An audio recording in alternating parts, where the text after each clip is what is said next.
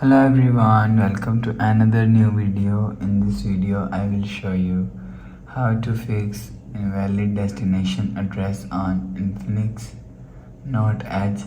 Let's start the video if you want to fix this problem.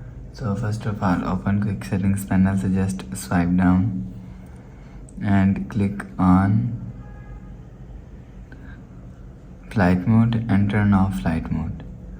Turn on or turn off flight mode 1 to 3 times.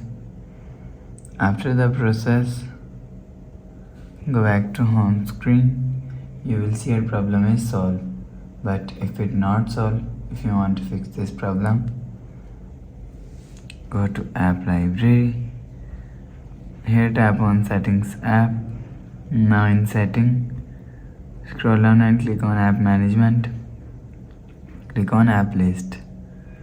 After click on app list, scroll down and search messages app from here.